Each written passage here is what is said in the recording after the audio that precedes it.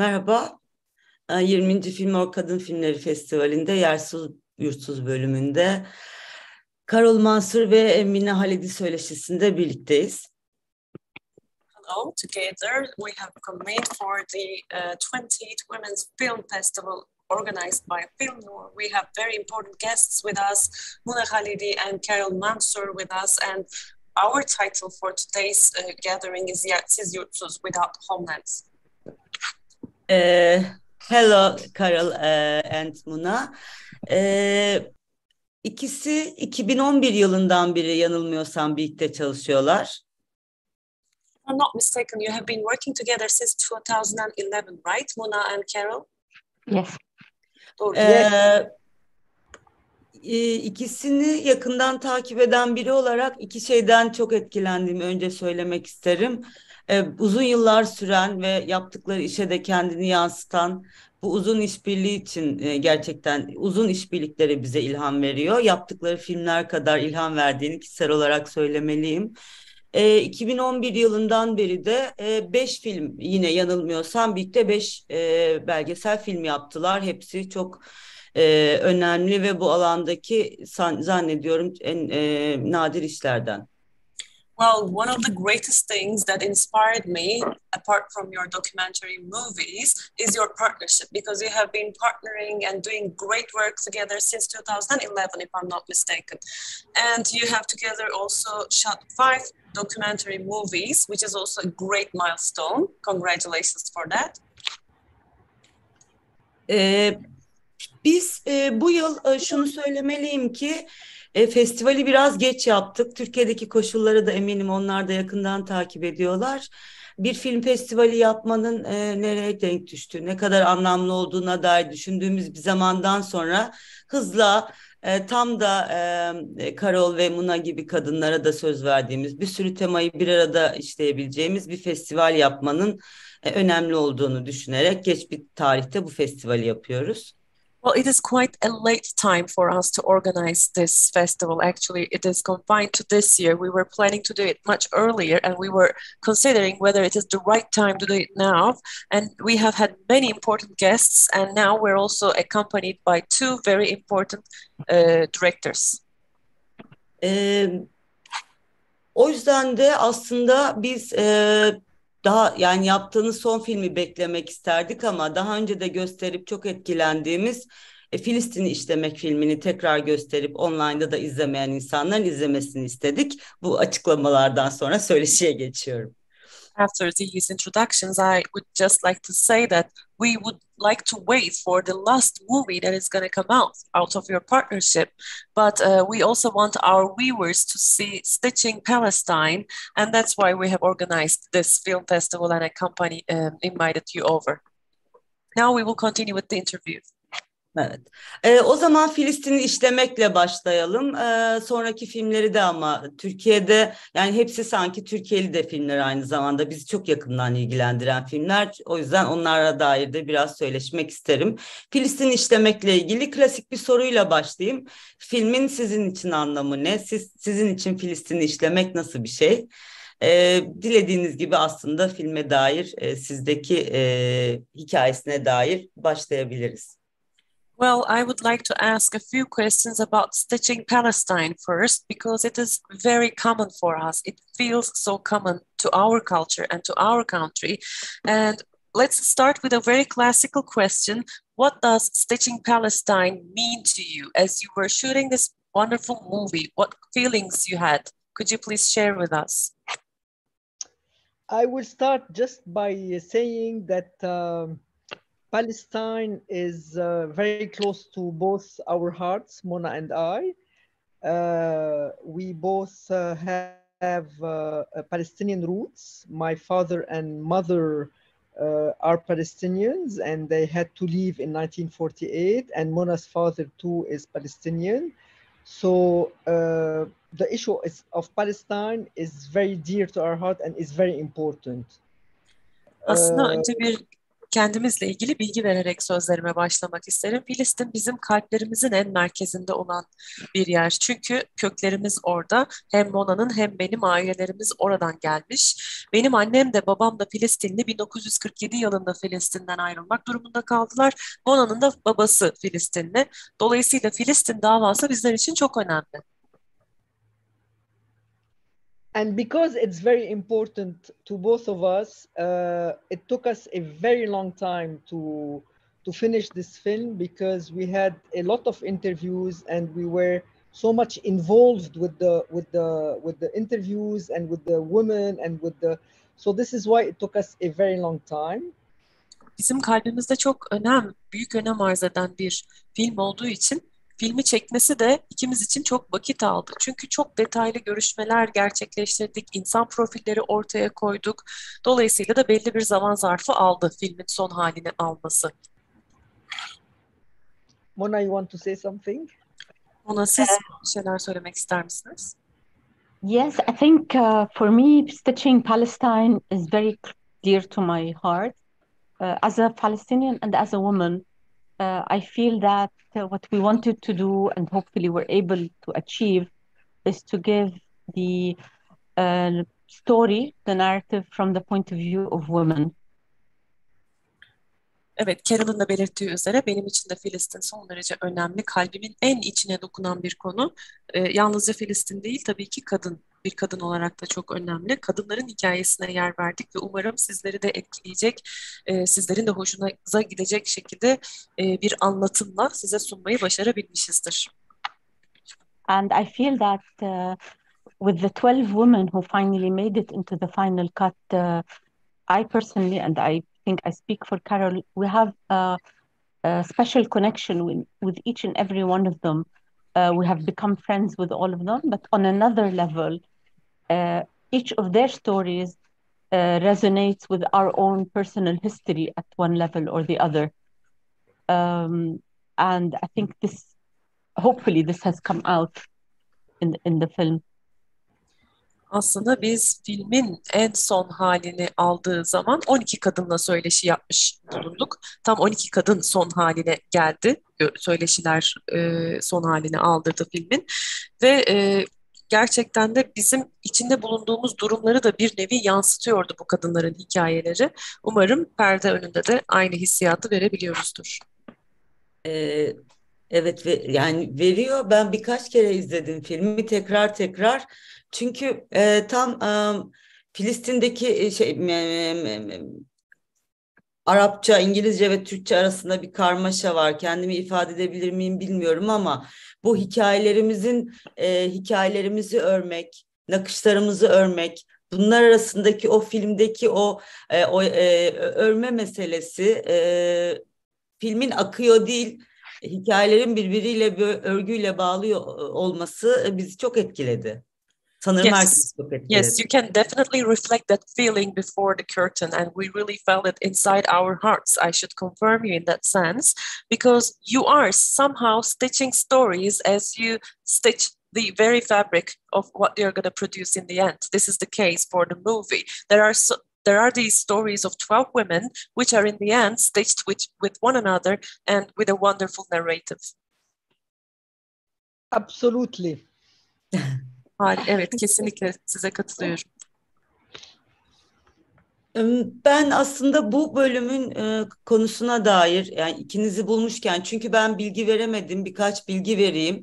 Yaptıkları diğer film yönetmen Carol Mansur'un yönetmen olarak, Mona'nın da yapımcı olarak yaptıkları diğer filmler, Lübnan'da ruh sağlığı üzerine bir belgeselleri var, Nereden Başlarım, ve bu Lübnan İç Savaşı'na dair bir belgesel, Bilmek İstiyoruz, ve Suriyeli mülteci kadınların içinde bulunduğu koşulları anlatan Biz Kim Değiliz belgesellerini de yaptılar. Dolayısıyla ben biraz onlarla yersiz yurtsuzluğu konuşacağım. So there are so many things that I want to share and ask. I want to share with you and ask you now that I have found both of you, Mona and Carol. But we do know that you have some very good works. Like in Lebanon, you have done this documentary movie on mental health. and you have many good examples of this, like we want to know. I'm directly translating the names into English, by the way. This is the interpreter's note. Where to Start is also another documentary movie you have produced, and Who We Are Not. So these ones are really important, and I would like to ask a few questions about these first, if I may. اتفضلي. Go ahead. Yersiz yurtsuz olmak özellikle kadınlar için yersiz yurtsuzluğu nasıl tarif edersiniz? Sonra da isterseniz devamında da şu an yeryüzünün öyle misafirleri gibi kadınlar bir romandan söyledim ama tam söyleyemedim galiba. Yeryüzünün istenmeyen kız kardeşleri gibi bazen diye yazılmıştı. Şu anki yersiz yurtsuzluğuna dair neler söylersiniz? Ama yersiz yurtsuzluk ne sizin için? I would like to talk about this phenomena called having no homelands. It's in Turkish called as yersiz yurtsuz, with no homelands, with no place to belong. We can interpret it this way. So let's talk about this concept, what it means to you, because as women on the world, on the planet, we all are yersiz yurtsuz. We all have no homelands. We're like guests staying on this planet. So what would you like to say about your experiences of having no homeland? Oh, it's a difficult question. Zor bir soru. Sorry. No, because not even on this planet we have no homeland. I personally feel that Lebanon is no homeland for me because of what's happening around me in this country, all the injustices. So I don't feel I belong to this country, and at the same time, I am Lebanese. I have Palestinian roots, so I feel I'm everywhere. And it would be basically maybe a good idea to be able to feel universal and not have this urge to feel like we have a homeland. But I think it's very important to have roots somewhere. Aslına bakarsanız yersiz yurtsuz deyince benim aklıma gelen yine Lübnan. Ben Lübnanlıyım. Bu ülkede doğdum ancak Filistin kökenlerim de mevcut. Gerçekten bu ülkede doğdum, büyüdüm ancak yine de buraya kendime ait hissetmiyorum. Birçok kadın da belki aynı hissiyatı paylaşıyordur benimle sizin ülkenizde de. Aslına bakarsanız tamamen bir yere ait olmamak ya da her yere ait olabilmek önemli unsurlar ama yine de insanın kök salabilmesi de son derece önemli. Okay, my take on this is that we have dealt a lot with the issues, I mean, in films and in other aspects of our lives, of this idea of identity and belonging. I love the word I'm going to learn it. We have dealt a lot with it, and I think it's not that we don't have a homeland; it's that we're not allowed to belong, to express that identity in a sense, as Palestinians, as Syrians now, as Yemenis, as Iraqis in this part of the world, as Yazidis, as we are being denied the right to express this belonging, whether it's a homeland. I mean, let's not talk about whether it's to a state or a nation but this sense of belonging. And I think we need to take that back. If you notice in Stitching Palestine, every single one of the women felt this sense of belonging. She didn't feel that she had it in her hand, but it didn't matter. It was not about poverty. It was not about being a refugee in material poverty. It didn't matter. Even women who were very, very well off, even women who were very, very successful, they all had the same feeling of belonging that they wanted to hold on to. Sorry, I went on too long. Aslına bakarsanız hem filmlerimizde hem de yaşamlarımız boyunca biz günlük hayatımızı yaşarken hep aynı hisse kapılıyoruz. Bir yerlere ait olamamak, belonging İngilizcesi, bir yerlere kök salamamak. Aslında bunu yapmak istiyoruz, bunu yapıyoruz da, hissiyatımız da var bu yönde. Ama kendimizi olduğumuz gibi ifade etmemize izin verilmiyor bu coğrafyada, bu topraklarda. İster Yemenli olun, Iraklı, Lübnanlı, Yezidi, Filistinli olun hiç fark etmiyor. Bütün bu kadınlar, özellikle bu 12 kadın bizim hikayemizde ele aldığımız, ait olduklarını ve mevcut dünyada bulunuş şekilleriyle kendilerini ifade etmelerine izin verilmedikleri için bu hislere kapılıyorlar. Aynı biz de bunu hayata geçirmeye çalıştık. Bunun yoksullukla, mülteci olmakla alakası yok. Bu tamamen hikayelerimize baktığınızda hali vakti yerinde, kendi ayakları üzerinde durabilen, iyi durumda olan kadınlar da aynı hissiyata kapılmaktalar diğer akranlarıyla. Mevcut durum yani yersiz, yurtsuz olmaktan kastettiğimiz tam olarak bu kök salamama, salınmasına izin verilmeme hali. Yes, you may continue, Mona. I think it's largely a manifestation of having power over us, having this taken away from us, whether as populations or, as you said, as women. And we need to reclaim our own sense of belonging and our own expression of our belonging. And it's time that we don't accept anymore that somebody from the outside decides our fate.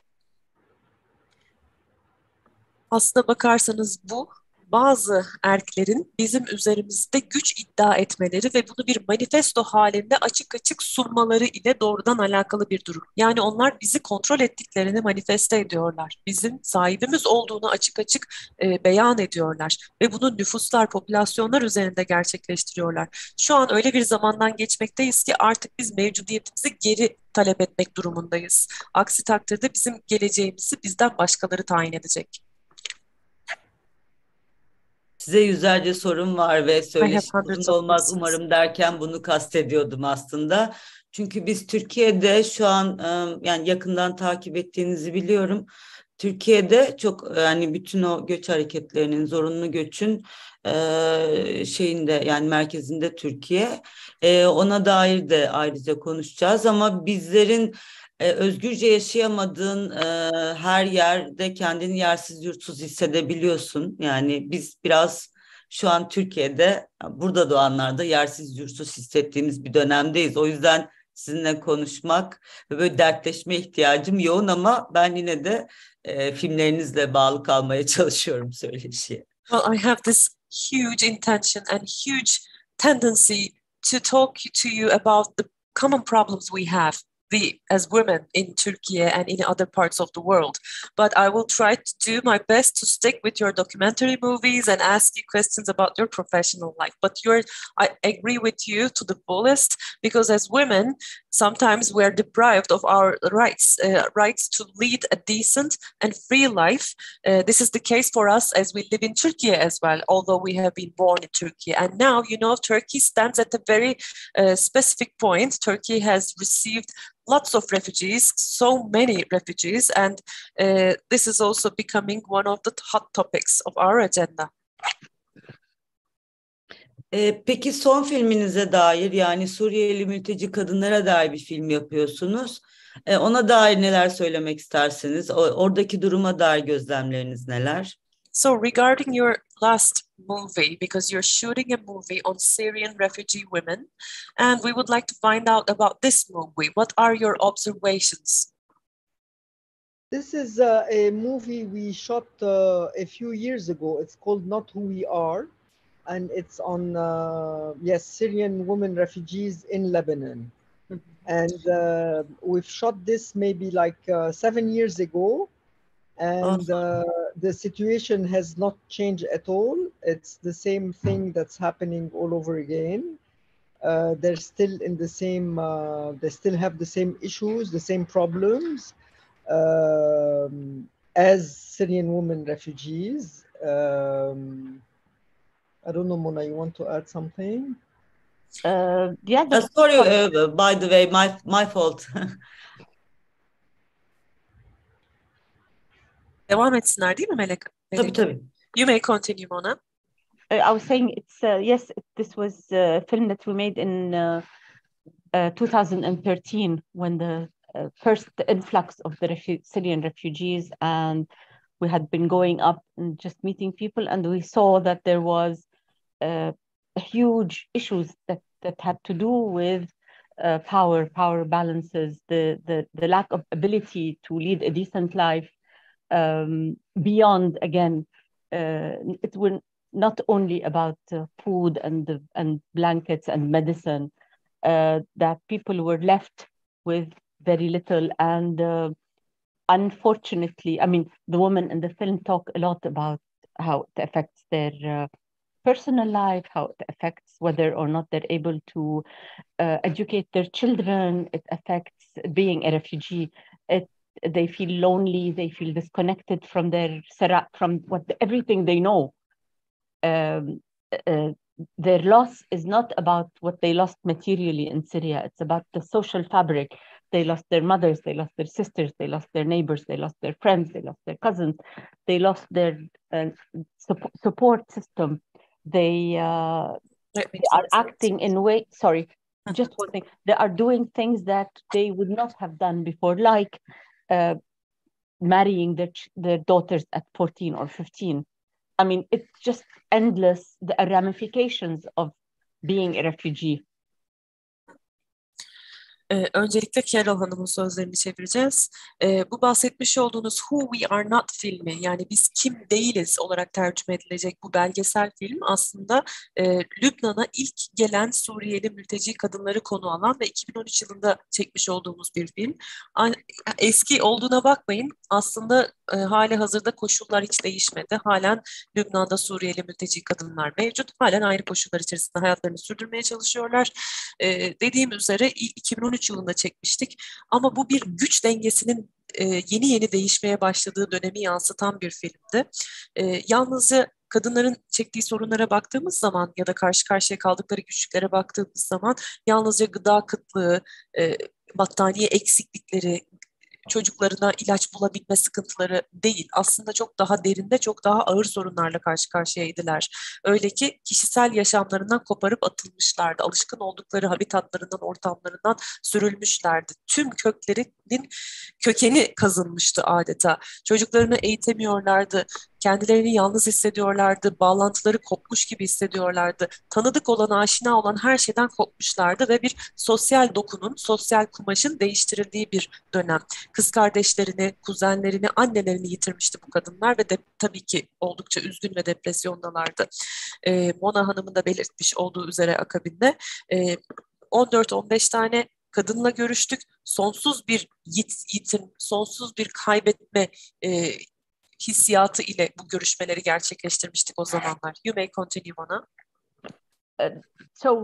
And unfortunately, every issue of this nature that we were able to get the women to talk about has only gotten much, much, much worse. And it's really the women, I mean, and the children, but the women who are by far the most severely affected by war and by displacement and by being refugees. Yani, especially when they are already vulnerable, they have become much more vulnerable, much weaker. Yes, there are some examples where, a lot of foreign agencies have come to Lebanon, and a lot of them do projects with women to empower women and give them some skills. But I mean, that's also another big topic, because empowering women in this way is not always the best way to proceed, because you take a woman out of her family, you deal with her, and then you put her back in the same surroundings, and sometimes it's very, very good for the family. Sometimes it creates tensions. I'm just saying that it's layers and layers and layers of complications when you are displaced and when you have lost control over your own life. It's it's extremely heartbreaking to see Aslında what's happening. aslında biz hikayelerini dinlemeyi başarabildiğimiz bu kadınların sözlerini elbette ki not aldık, dokümente ettik ve bir film şeklinde ortaya koyduk. Ancak o zamandan bu yana hiçbir şey değişmediği gibi bu kadınların içinde bulunduğu koşullar daha da kötüleşti. Daha da katastrofik, daha da felaketvari bir hale büründü. Yalnız da kadınlar değil, tabii ki çocuklar da bu durumdan en ağır şekilde muzdarip oluyorlar, etkileniyorlar. Çünkü yerlerinden edilmiş insanlar bunlar. Bildikleri, tanıkları ortamlardan bir nevi bitki gibi koparılıp alınmış insanlar. Elbette ki savaş bölgesine pek çok uluslararası örgüt, kuruluş geldi ve kadınları güçlendirmek adına pek çok proje ve program hayata geçirdiler. Ama bunların da çok farklı komplikasyonları olabiliyor. Çünkü kadını alışkın olduğu dinamiklerden alıyorsunuz, ailenin içerisinden alıyorsunuz, güçlendirme adı altında ona yeni beceriler ve yetkinlikler kazandırıyorsunuz. Bir yandan bu çok takdire şayan bir şey. Öte yandan bu yetkinlikleri kazanırken aile ortamından koparıldığı için bazı tansiyonlar yaşanıyor ister istemez. Gerginlikler oluyor aile dinamikleri içerisinde ve oraya onu geri koyuyorsunuz. Dolayısıyla tüm bunlar çok katmanlı unsurlar. Pek çok farklı etkisi olabilecek olan unsurlar. You may continue. I think, I mean, this is it. I mean, it's a very, very difficult life at every turn. And as time goes by, they are losing more and more and more. They're losing their sense of identity. They're losing everything they know. And it's, I don't know how these people are going to assimilate when they go back, what's going to, whenever they have the chance. We're talking about women who are raising families under a tent with their children not even being able to get the rudiments of primary education. So it's the healthcare, education, water, sanitation, social life, not to mention how discriminatory the Lebanese population is towards the Syrians. There is a lot of racism. There's no other word. There's a lot of racism and negative sentiment towards the Syrian and Syrian women. I mean, most of the Syrian women refugees who are the classical refugees, we have to remember, come from rural areas. Sorry, my electricity went off. It will be back Kusura bakmayın, in elektriğim a gitti few derler. minutes. Birkaç dakika içerisinde geri gelecek. Let me translate so far, if Okay. I may. Tekrar etmek istiyorum. Son derece zorlu koşullar altında hayatlarını sürdürmeye çalışan aileler ve bunların tam ortasında da biz kadınların hikayesini ele aldık. Çünkü bu kadınlar tamamen bütünüyle kimlik algılarını yitiren kadınlar. Bildikleri her şeyi unutup tamamen yeni bir ortama gelmek durumunda kaldılar, ötekileştirildiler. Hele Lübnan toplumu gerçekten son derece ırkçı bir yaklaşımla Suriyeli mültecileri ele almakta. Son derece yaygın ırkçılık, ötekileştirme Lübnan toplumunda. Bu bağlamda çocuklarını ne temel eğitime gönderebildiler, ne sağlık hizmetlerinden istifade edebildiler. Ülkelerine geri dönseler asimile olmuş bir şekilde dönecekler. Ne oraya ne buraya ait değiller. Sosyal hayatları yok hiçbir şekilde. Irkçılık her yerde kol gezmekte. Dolayısıyla da oldukça zorlu hayatlar olduğunu söyleyebilirim. You may continue, Mona. Okay, the electricity will come in 2 minutes. 2 dakikaya elektriğim gelir, kusuruma bakmayın. Bu arada ben aslında sorarken biz kim değiliz belgeseliyle karıştırmadım. Onu sormamıştım. Ben yeni projelerinin de Suriyeli mülteci kadınlara dair olduğunu okudum bir yerde. Öyle bir proje mi var diye soruyorum aslında. Well, actually, yanlış galiba. Maybe I was misunderstood because I was not asking about who we are not documentary movie. I read somewhere that your latest project will be about Syrian refugees. Am I mistaken? No, Okay. we have. Yes, you are mistaken. Yeah, okay. Carol, go ahead and tell them about Carol, we have yanıt in verecek. in 2013, we did Not Who We Are about Syrian women refugees. Then a year later or 2 years later, we did something, a documentary on Palestinian Syrian refugees, like the double refugees who left Palestine and went to, in 1948, went to Syria and then had from Syria after the crisis, had to come to Lebanon as refugees. And from Lebanon, now they're everywhere going either by boat or they're in Europe. So it's like double and triple refugees. This was called We Cannot Go There Now, My Dear. And then a year later, we did a documentary on Syrian men refugees in Lebanon. Aslında bu sorunuzun yanıtı birden fazla Melek. Çünkü Biz Kim Değiliz isimli belgesel filmimizin yanı sıra farklı boyutlarla konuyu ele alan pek çok benzer yapıma da imza attık. Evet, 2013 yılında Biz Kim Değiliz'i çekmiştik. Bir yıl ya da 2 yıl sanıyorum sonra Filistin'den 1948 yılında Suriye'ye göçmek durumunda kalan, sonra da Suriye'de savaşın patlak vermesiyle Lübnan'a ve dünyanın pek çok farklı bölgesine mülteci botlarıyla, şişme botlarla kaçmak durumunda kalan insanların hikayesini yaptık birlikte Mona'yla. Akabinde de Suriyeli erkekleri konu alan özel bir hikaye daha çektik. Dolayısıyla da birden fazla çalışmamız var bu konuda. You may continue, Carol. Actually, that's the three documentaries we worked on Syrian refugees, basically. Suriyeli mültecilerle ilgili çekmiş olduğumuz 3 tane yapımımız var. Okay, if I may, the latest project that we're finalizing now, it should be finished in a month, hopefully. Now it's in post-production, just fine-tuning, is a film called Aida Returns. And it's a film that is very personal to Carol. It's a film about Alzheimer's. It's a film about death. And it's a film very much about being Palestinian and belonging. So I think, Carol, you should talk a little bit about it. Son projemizle ilgili olarak da şunu söylemek isterim. 1 ay içerisinde tamamlamayı düşünüyoruz. Şu an post prodüksiyon aşamasında son dokunuşları gerçekleştiriyoruz. Adı da Aida Returns, Aida geri döner olarak tercüme edebiliriz. Carol'ın son derece önem atfettiği ve kişisel hayatından da izler taşıyan bir film olacak bu. Çünkü Alzheimer hastalığını ele alıyor, ölümü ele alıyor ve yine Filistinli olma konusu dokunuyor film boyunca. Carol, söz sizde.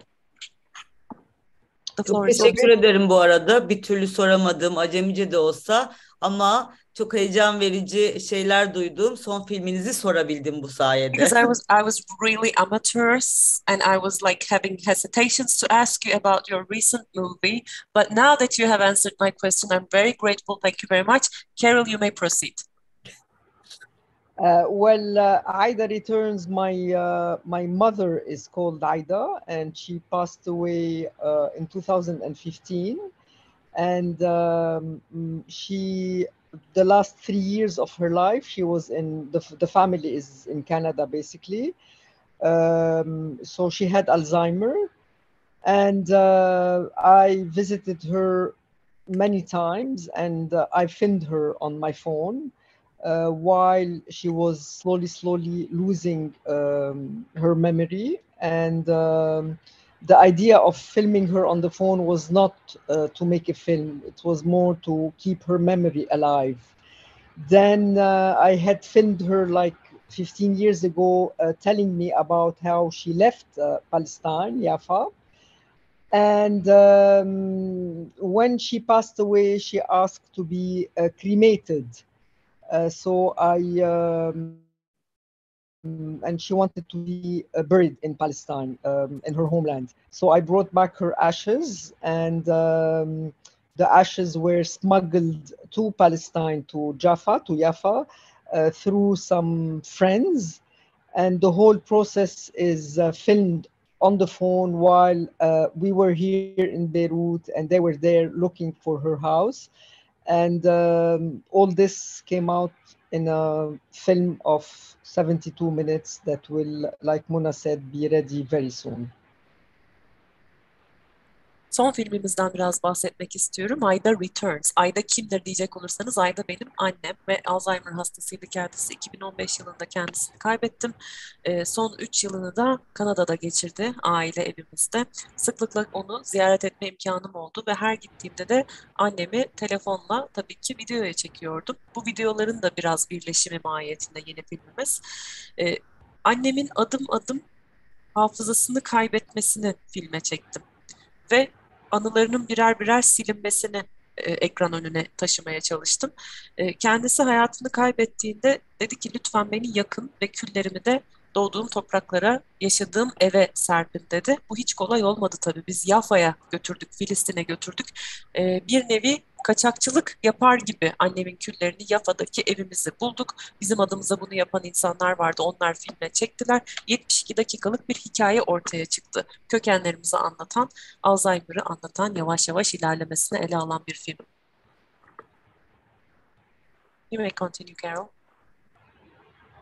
I finished. Bitti efendim sözlerimiz. Ona bir şey eklemek ister misin? Mona, would you like to add anything about this?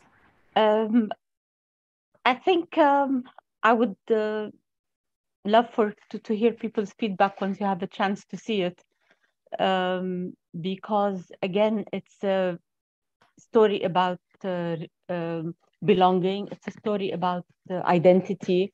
It's a story about return, and it's very, very much a woman's story.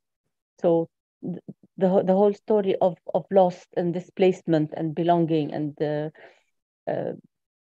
it's all told very much from the perspective of a woman who lived it.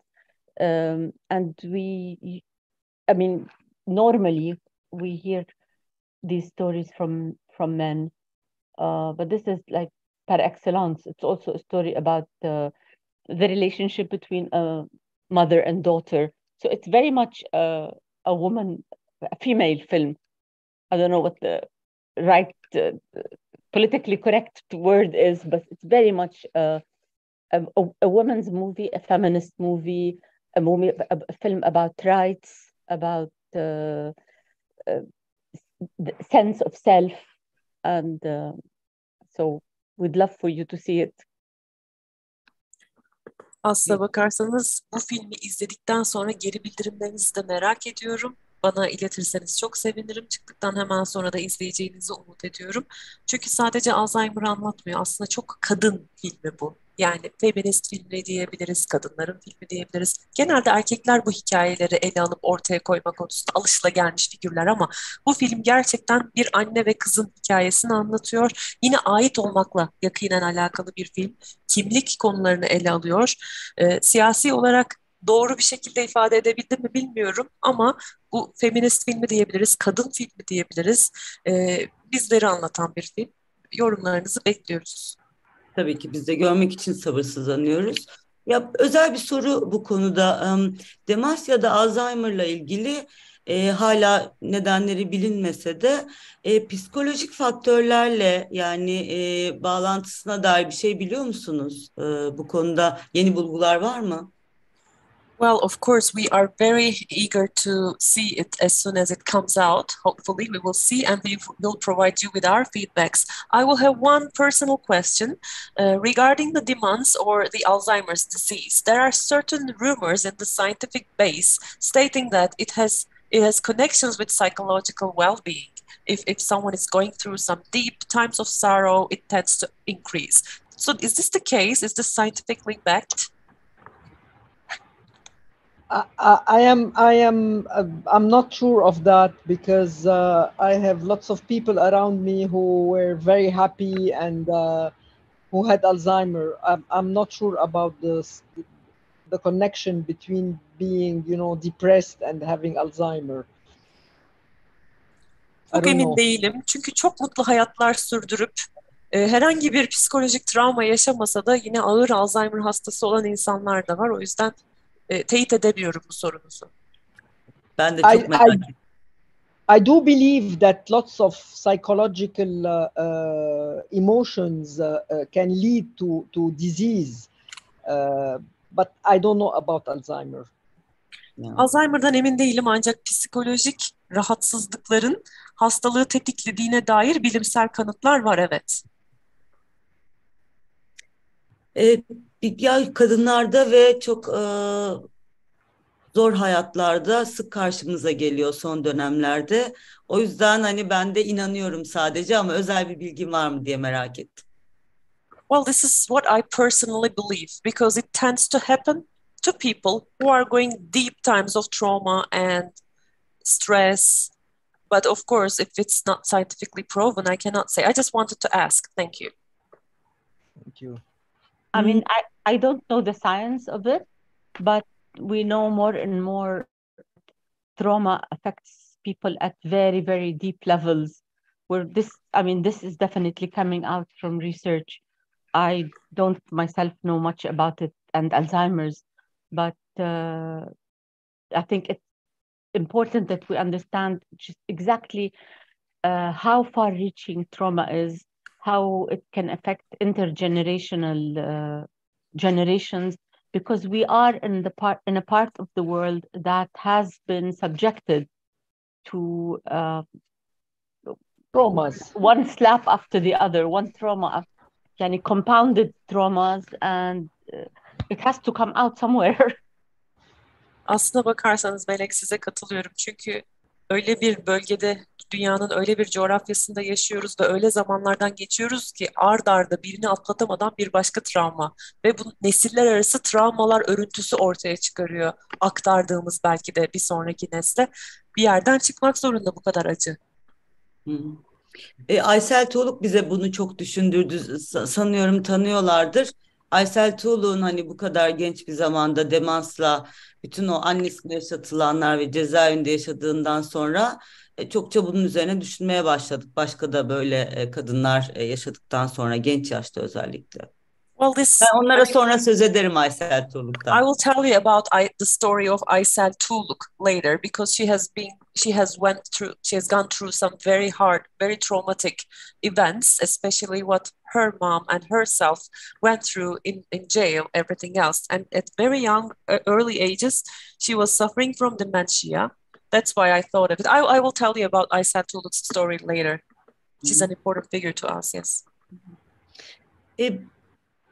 Ya aslında son sorular ya da siz eklemek isterseniz onları da konuşabiliriz ama benim son sorularımdan biri şey aslında bu Türkiye'de yoğun bir göç trafiği var ve yersiz yurtsuzların birbiriyle hani Mona da söz etti. Yersiz yurtsuzların birbirine nefretini körükleyen bir dünyada göç hareketi var. Yani işte Türkiye'de yaşayanların da Lübnan'dakilere benzer tepkileri var mültecilere karşı. Çok ırkçı tepkiler, ülkemizde istemiyoruz diyen tepkiler. Gerçi Türkiye'de başka bir durum da var. Benim de ikircikli olduğum. Türkiye'ye yoğun bir erkek göçü var. Yani bütün o patriarkal sorunları da beraberinde getiren sırf erkek göçü var Türkiye çeşitli ülkelerden bölgede. Bu ayrı bir yere koyuyorum ama Türkiye'de ve eminim bu coğrafyada yani göçün en çok yaşandığı coğrafyada yersiz yurtsuz bırakılanlar kendi olduğu yerde başka bir yerde kendilerini yersiz yurtsuz bırakan güçlere karşı değil, bütün nefretlerini diğer mültecilere, bir tür kendi ötekilerine yöneltiyorlar. Bu hepimiz için çok üzücü bir şey.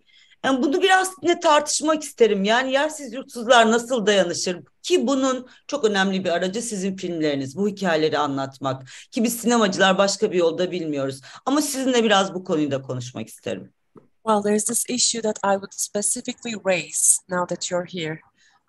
We call these people yersiz yurtsuz, people with no homelands, with no belonging. And we see, when we look at these people in Turkey, in Lebanon, in Yemen, in every part of the world, we see that they're also hating one another. They're going through the same problems. They just have been displaced from the same place, but they had to be settled on different countries, and they're exactly going through the same problems, but still, instead of hating the perpetrators, instead of hating the big powers who have forced them to flee their homelands, they're hating each other. they are discriminating each other, they are otherizing each other. So how can we start a network of solidarity or a sense of solidarity between those people who have no homelands and who are suffering from the same problems? That's what I would like to tackle with you. Yani şeyi eklemek isterim, yani bütün bu ülkelerde insanları yersiz bırakan, yurtsuz bırakan güçlere karşı bir dayanışmadan söz ediyorum. Gerçekten onları görmekten söz ediyorum. I'm talking about actually recognizing those, the big powers who have forced these people to flee their homelands, who have made them, turned them into a yersiz yurtsuz actually, to start a solidarity against those big powers. That's what I mean. Already when you say big powers, they're very powerful. Well, actually, I interpreted it that way. This was a interpretation. Bunlara büyük güçler ya da bunu zorlayan güçler dediğimiz zaman onlara da aslında bir güç transfer etmiş oluyoruz derler Carol.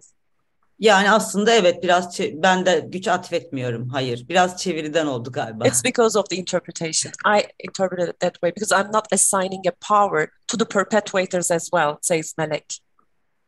Yeah, but unfortunately, there is a big power that is governing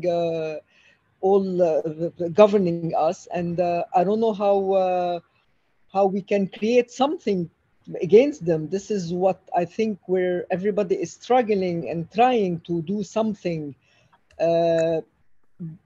For me, it's much bigger than in our films. This is what we do. We try to show the injustices, but I don't know, they're so powerful, they are so cruel, they're so and this is what they want to do, is to create these hatred between the people and between societies and between they don't care.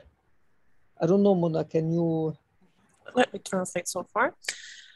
Haklısınız. İnsanları bu duruma sokan, ister istemez büyük güçler diyeceğim dediler az önce. Bir güruh var ve öylesine büyük bir güçten bahsediyoruz ki bunlar bizi yönetiyorlar da bir yandan. Bunlara karşı bir araya gelerek nasıl bir kalkan oluşturabiliriz ben de bilemiyorum. Biz sizin de belirtmiş olduğunuz üzere sinemacılar olarak yaşanılan zorlukları perde önüne getiriyoruz. Buna dikkat çekiyoruz, göz önünde kalmasını sağlıyoruz. Haksızlıkları masaya yatırılmasını sağlıyoruz. Ama bu insanlar o kadar güçlü, o kadar zalim insanlar ki, o kadar adaletsizler ki ve öylesine büyük bir nefretten yola çıkarak ilerliyorlar ki daha ötesine geçerek ne yapabiliriz bilmiyorum, üzerine düşünebiliriz. Belki Mona bir şeyler söylemek ister. Bu arada şey ekledim, yani bence elimizden gelenin, sizler en iyisini yapıyorsunuz. Bu hikayeleri anlatmak önemli bir mücadele aracı elbette. By the way, I would like to add, you're doing your best because even telling these stories, making that they are heard by large numbers of people is a huge thing. Can I ask a question? You used in that interpretation the word zalim. What does it mean? Zalim. Tercümede ben zalim kelimesini kullandım. Bunun ne anlama geldiğini sorarlar Melek. Zalim nasıl, hangi anlama? Türkçe zalim diyoruz. İngilizcesi neydi? Cruel. The cruel people, yes. Okay, exactly, because this is in Arabic. The word we use in Arabic. So I That's understood right. It's you or Arabic originated word. Yes. Too. It is the same in Turkish. And I think it's a concept that we understand at a deep level. I don't know. It is not just cruel. There is abuse of power in it. There is unfairness. There is injustice. All of that is inside this word. And you are right. We are all of us fighting not one perpetrator. We are fighting a system of injustice that allows perpetrators to exert power and to play with people's lives. And it is really beyond, much larger than the capacity of one person or one group. And yes, everybody should do their part in the way that they know. But also, I think what you were referring to about connections and about coming together and helping one another because at the end of the day, it's the same struggle. It's the struggle for human dignity, and that people have control and choice over their own lives. And we need to put our efforts together, because it is not in the Zalim's interest that we claim our control. Evet, az önce kullanmış olduğunuz kelime zalim benim de dikkatimi çekti. Çünkü Arapça kökenli bir kelime ve cruel kelimesinin çok daha ötesinde konotasyonları olan bir kelime. Burada bir güç istismarı var, bir adaletsizlik, eşitsizlik, acımasızlık var. Aslında biz bir sistem ile savaşıyoruz, tek bir kişi değil. Bir adaletsizlik sistemi, silsilesi. Öyle ki bunu yapan faillere yaptıkça daha da fazla güç getiriyor akabinde. Böylesi de kendi kendini besleyen bir sistem. Bu bağlamda elbette ki yapmamız gereken mümkün mertebe bu haksızlıkları göz önünde bulunmalarını sağlamak, birbirimize yardımcı olmak, insan onurunu korumak. Ne olursa olsun, kimlere ait olursa olsun insan onurunu korumak. Çünkü bizim hayatlarımızın kontrolünü ve hayatlarımızı decent dediğimiz insana yaraşır bir hayat yaşama isteğimizi geri talep etmemiz zalimlerin elbette ki işine gelmeyecektir. Çıkarlarına hizmet etmeyecektir. Üzücü olan da zaten bu zalimler gücünü bizim birbirimizden nefretimizden alıyorlar yani. What is really saddening us is to see that the zalims, the cruel ones, take their power from the hatred that we have for one another. Son olarak filmlerinizde de öyküler anlatıyorsunuz ama yani Türkiye'deki durumu da ne kadar kederli olduğumuzu da anlattım size. Aslında son soruyu ucu açık bırakayım ve sizin cümlelerinizi herkes duysun isterim. Hani dünyanın en zor coğrafyasında, hani işte gözümüz kulağımız İran'da, dünyanın en zor coğrafyalarından birinde yaşıyoruz. Siz şimdi biraz uzakta olsanız da biliyorum ki hala hani kalbiniz burada. Yani bu coğrafyada bütün bu şiddetle, nefretle, birbirimize yönelttiğimiz nefretle başa çıkmamız için bize rehber olacak hikayeler anlatıyorsunuz ama son sözler sizin olsun. Yani bize daha az kederli olmak için neler anlatmak istersiniz? Kendi hikayenizi, biriktirdiklerinizi böyle uzun uzun dinlemek istiyorum aslında ama dilediğiniz kadar. Well, one final but open-ended question from my side. Yes, we confirmed that the Zalims take their power from the hatred we have for each other, and we are passing through some very, very heartbreaking times. We are living at the toughest region that could ever be seen on the planet Earth, and this geography is really hard to live in, but still we love it. I do know that your hearts are still in that geography, or although you're not located there maybe, but now that we are coming towards the end of our interview, I just like to ask an open-ended question to you. What could be done, what can we done to overcome this feeling of constant sorrow, this feeling of mourning? What can we do to overcome these feelings apart from just shooting them in the form of movies? How can we stay sane and happy? That's my question to you. I would say, I don't know. It's very difficult. I feel we are trying to do our best by trying to create something positive, by being positive, by supporting the people around us, by being kind, by being giving,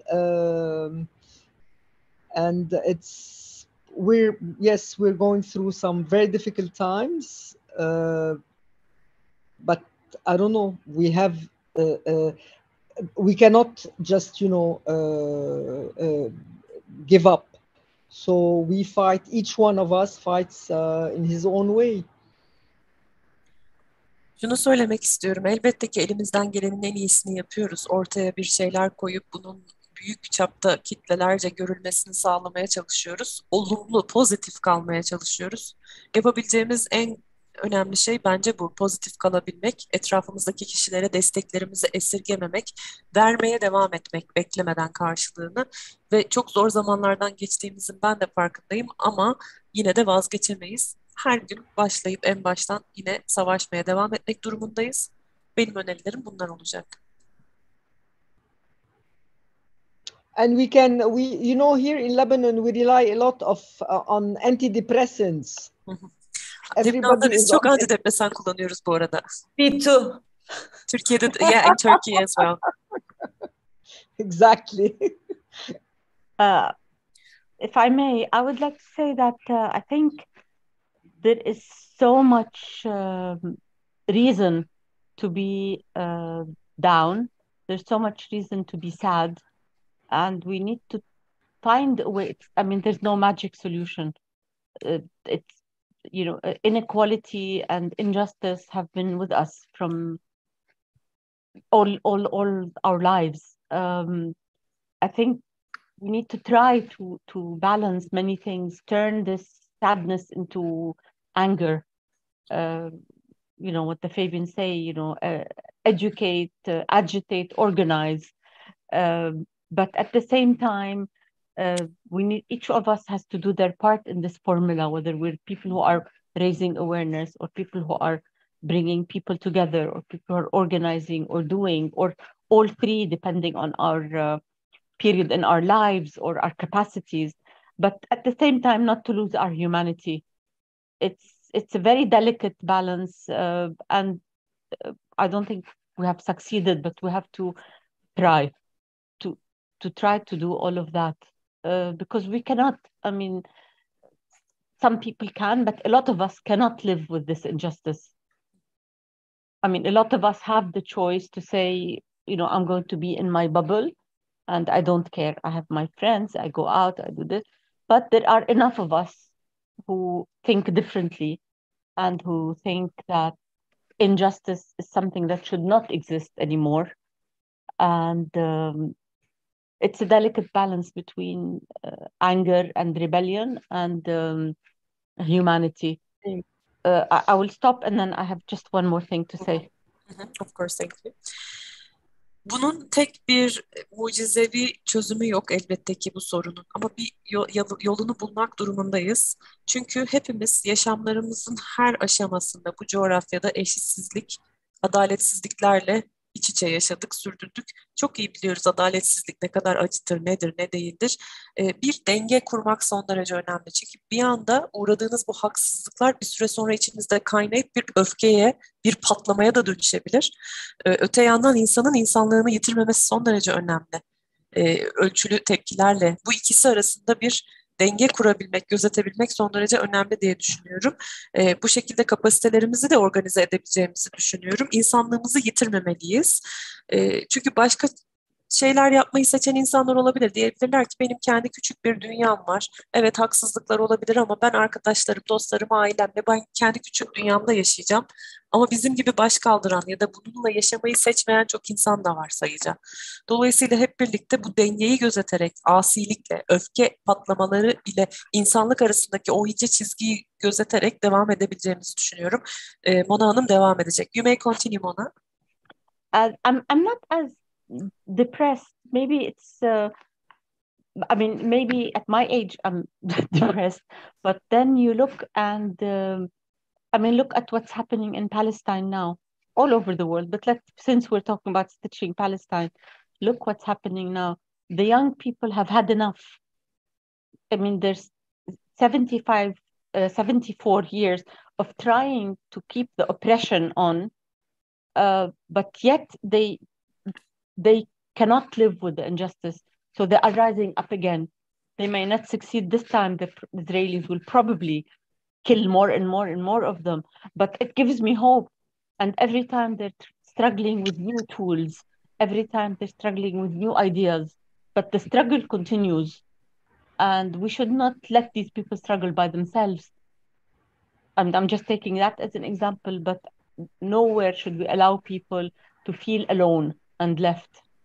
And I think that's part of what our role is as people who have maybe access to media or platform.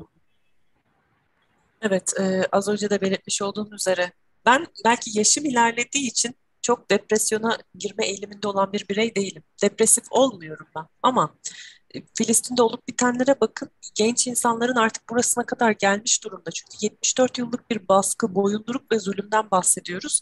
Her seferinde evet belki yeniliyorlar. Bu sefer belki yine başarılı olamayacaklar İsrail kuvvetlerine karşı. Ancak günün sonunda hep yeni fikirlerle, yeni araçlarla, enstrümanlarla tekrar savaşa dönüyorlar. Tekrar mücadeleyi devam ettiriyorlar ve bu çok önemli. Biz onların hikayesini, medyaya erişim olanakları olan bireyler olarak mutlaka dünyada duyulmasını sağlamak zorundayız. Kimseyi geride bırakmamalı, kimsenin yalnız hissetmesine katkıda bulunmamalı, kimseyi izole hissettirmemeliyiz. Böyle bir hakkımız yok diye düşünüyorum. Evet. Yani bir taraftan hani bu Orta Doğu ve hani MENA'dan söz ediyorsak dünyanın en zor coğrafyalarından biri. Ama bir taraftan da e, eğer görebilirsek en umutlu coğrafyalarından biri. Mesela İran'daki kadınların başlattığı direniş şu anda hani hakikaten ölümü göze alarak başlattıkları direniş başka bir yerde de olamazdı bir taraftan. Bilmiyorum ne düşünürler onlar ama. When we're talking about the Middle East and North African countries and the region, we're talking about the toughest region that could ever happen, that could ever exist on the surface of the world. And let's have a look at Iran, for instance. Our hearts are beating in Iran right now because the women are doing their best to overcome that oppression now. For the sake of death, they are doing this. And we are watching their struggle as well closely. I don't know what you would say, because this region is so hard to live at, but it also provides with so many hopes, because it could only ever happen in Iran, not any other part of the world.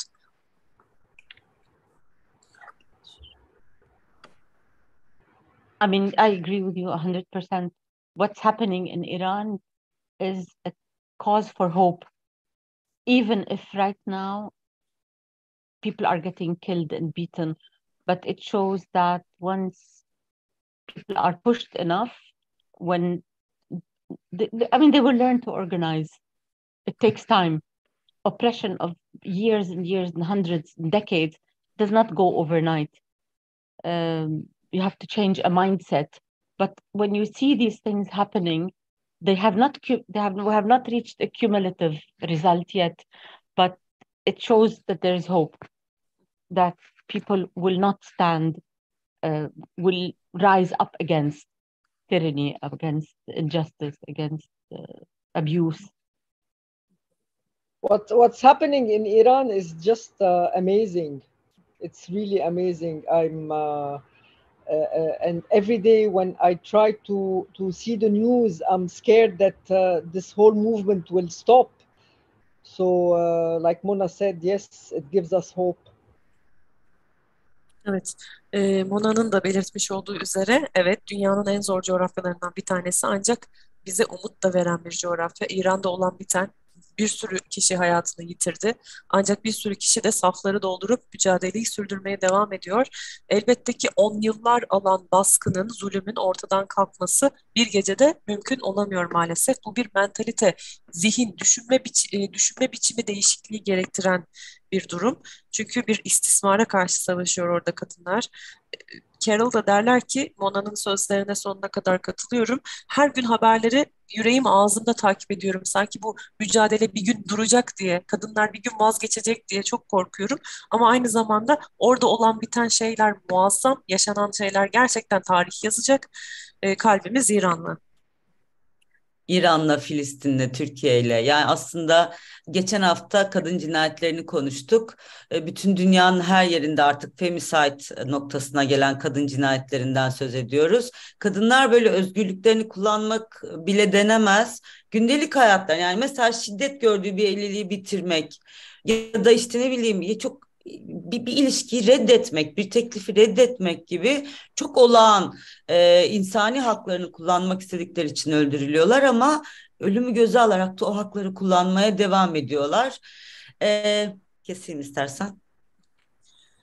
Yes, our heart is beating with Iran, with Palestine, with Turkey, and with other parts of the world. Last week, we talked as Fillmore about the femicides that are taking place throughout the world and the struggles women are setting forth to exert their most basic human rights. Because even if they want to exercise one of their most fundamental rights, like leading a decent relationship, or ending a marriage that was abusive, or resisting, refusing a proposal. All of these might pave the way for the women to lose their lives, but despite all of the threat of death, they are still continuing to take that risk, they take that toll and exercise these rights. O zaman şöyle bitireyim ve yine son cümleler için size bırakayım. Yani kadınlar olarak, hele de Orta Doğu'da yaşayan kadınlar olarak, yani en temel insan haklarımız için ölüm göze alarak yaşama pratiğine ve umudunu taşıyan kadınlar olarak bu öyküleri sizinle buluşmaktan ve bütün bu öyküleri sizden dinlemek gibi bir şansımız var. Bunlara dinlemeye devam etmek üzere. O zaman kendimi düzelterek bitireyim ve sizin son cümlelerinizi sorayım. Dünyanın en zor ve en umutlu coğrafyasında yeni filmlerinizi görmek ve sizinle tekrar buluşmak dileğiyle deyip sizden de son dileklerinizi alayım. I would like to summarize our interview by providing you with my final remarks and wishes. Yes, we're doing our best and we will continue to do our best to exercise our most fundamental rights, to take every risk, and we will continue to come together, convene, gather with figures like yourselves, and it is an honor for us to meet you today. Thank you very much. Now I would like to give the floor for your final remarks. I would like to thank you. I would like to thank the efforts you're doing. I think it's by organizing events and festivals and that things can move on and maybe create change. So thank you very much. Ben çok teşekkür ederim tüm bu çabalarınız için. Etkinlikler düzenlemek, festivaller düzenlemek, bu önemli konuları gündeme getirmek suretiyle ortaya koymuş olduğunuz tüm çabalarınız için ve bize kendinizi tanıtma imkanı sunduğunuz için teşekkür ederim.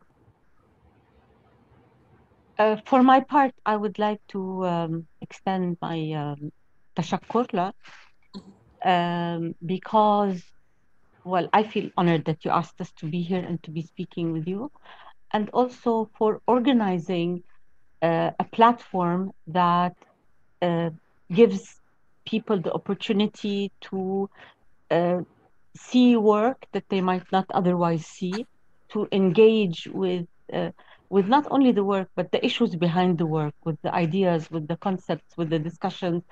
I think it's wonderful, and thank you. Ben de öncelikle sizlere teşekkürlerimi sunmak istiyorum. Aslında biz yalnızca yapmış olduğumuz filmleri, çalışmaları vitrine koymakla kalmıyoruz. Bunun ardında yatan fikirleri, kavramları, konseptleri, istişareleri, bütün o süreçleri de masaya yatırabilmiş oluyoruz bu şekilde. Çok teşekkür ederiz imkan sunduğunuz için. Rica ederiz. Sizin filmleriniz zaten festivalleri var eden sizin çabanız. Umarım tekrar buluşmak dileğiyle. Bizi izleyenlere de bu değerli vakti bizimle paylaştıkları için teşekkür ederek sonraki söyleşide görüşmek üzere. Thank you so much. Well, I thank you very much for your kind participation and sharing your insights with us tonight. It is a privilege for us to have you. It is with your efforts and contribution that such festivals are possible. Let's never forget that. Thank you very much for coming tonight and being with us tonight. Have a night. I hope to see you again, by the way. Teşekkür. Inshallah. And we should keep bonding as women and supporting one another. Kadınlar olarak bağ kurmaya ve birbirimizi desteklemeye devam etmeliyiz. Yeah. Thank you. Thank you. Good night. İyi geceler. Thank you for the translation. It's an honor. Thank you very much. Thank you. Çok teşekkürler. Teşekkür ederim.